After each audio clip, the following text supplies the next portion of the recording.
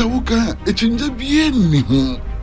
So man penny uko first step usanko second term. Wapim wuntumi nko bio. The language is clear. Ni who can be a Supreme Court back in some provisions in the 1992 Constitution. That time the omunja kakra emaso. Ni alasa watara ye no wala Cote d'Ivoire. Ontumi be ye bi wo Ghana. Ye mpemi. Say enne ye pene na because of NDC war total whatever majority. No mutimi pass sa law na e dangerous to what? The Constitution of the Republic of Ghana. Even dangerous to the peace of Ghana.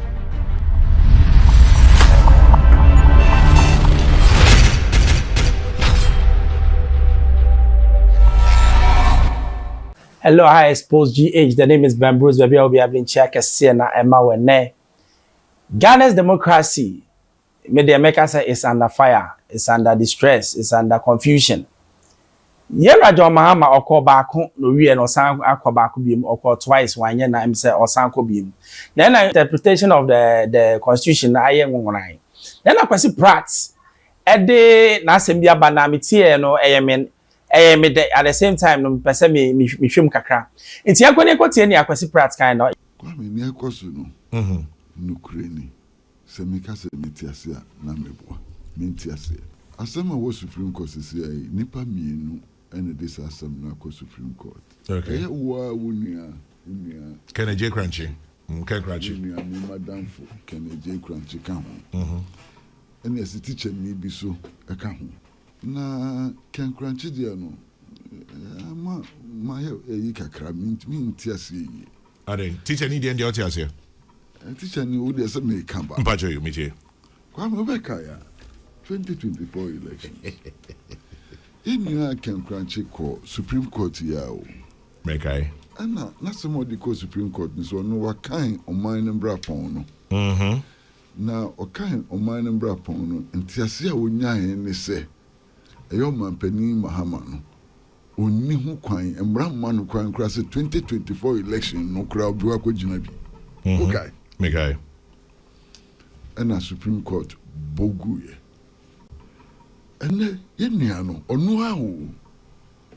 onu asa court say afi wa kan constitution na pa na 2028 no President Mahama tumigina na ekosu oh say bia when you bibi fufuro person okwaje nchire mu nti anu na ekoso ama maye basa ntimi ntiase ede na ekoso organa memu ha ntiase enye yi opening Kwame yes Kwesi teacher ni de nemu no na minnim nti a wode asem na court na sane tibia no oman bra pon 1992 constitution no se wo kan mo de mumrem bi na menkan se wo kan echinja bie ni ho so man pani uko first step usanko second term wapim wuntumi nko biem the language is clear ni who can be a Supreme Court back in some provisions in the 1992 constitution no na Supreme Court about bad decision say o man penny to me san kobio say ekoban sa de na say na we are say abutu adane because the provisions are so clear only John it is a court no mesimeti ase a na meboa na mom Ghana ni bia no wo ho kwan so di bibia court and na yeti hey Kwame ubufu a utumi ko Supreme Court, the Supreme Court maba ma kan 1992 constitution no de ni se obi edi mu Ghana ha utumi ko court ala meboa no correct utumi ko court said the shirt ya openya de kum shey sa shirt no ni se professor bia shesha sa shirt ni bi e kwan da hosa but sa no openya de kum so ka se ebi wo hampa ebi wo boma nyamia wo ha no eno so ye no correct no correct onam chan enti ne akoso court no de me kase metiase na meboa ana afei papa ya mo prepare so on kotetem onu ankasa masa yes once twice thrice and fourth wakaze ne momo ye no mempe me mpese me ko tetem me 2028 no menko still by force party na ojina omu ticket so ko ma to abama no yeah party na babontin say yam penu say obi anko tetem still wo dey shadow ba kwami apart from ain't you waste your time well nintias ana masa san enoma na ebinumo yes won ko tetem ayatem didi o me dey me fancy ayatem didi pa obani Ghana ha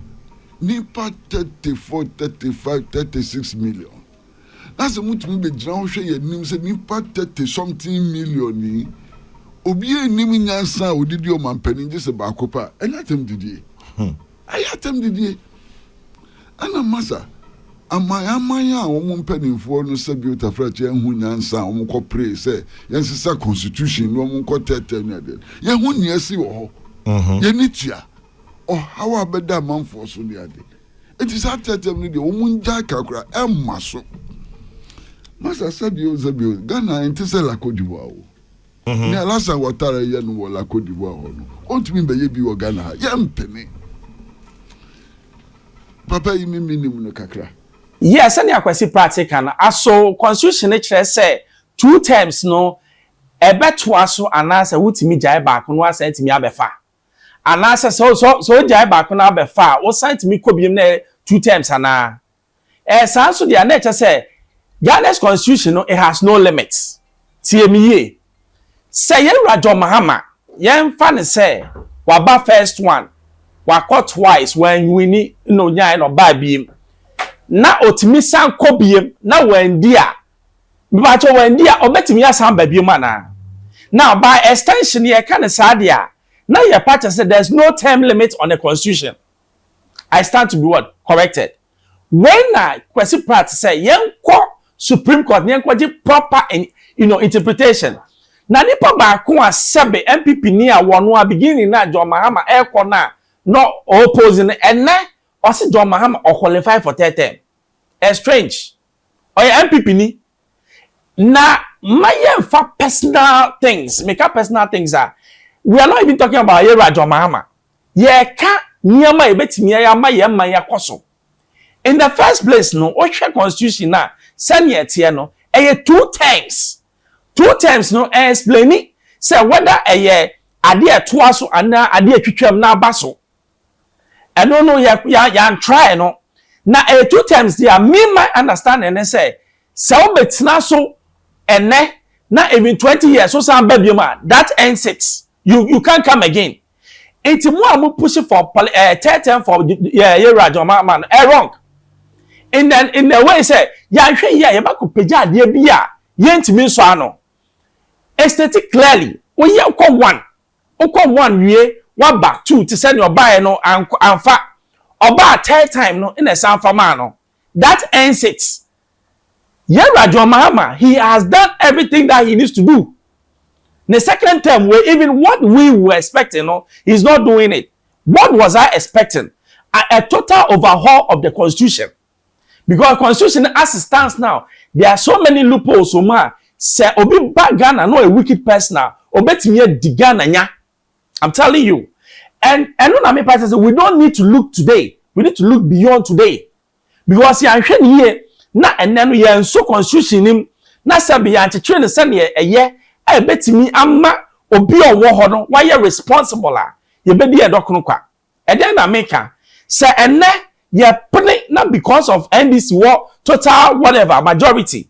No mutimi pass sa law na dangerous to what? The constitution of the Republic of Ghana. Even dangerous to the peace of Ghana. Because it may be ebema interpretations adani bebre. Are we saying say obi betimi aba odi first term no ahye da lusu no akwa no asamba no asamba di no alusu obetimi adia. Imagine say wonye obi all 40 years odi baako a no ahye da breki no asamba di baako no ahye da breki. Is that what we want? Pepa macho ye Rajo Mahama ni obey ni anu aye no endi nkofo bi achi na nkopre third term na third term no ebe say Ghana aha expose GHFM bembro subscribe share me the two man now say akabi man wasi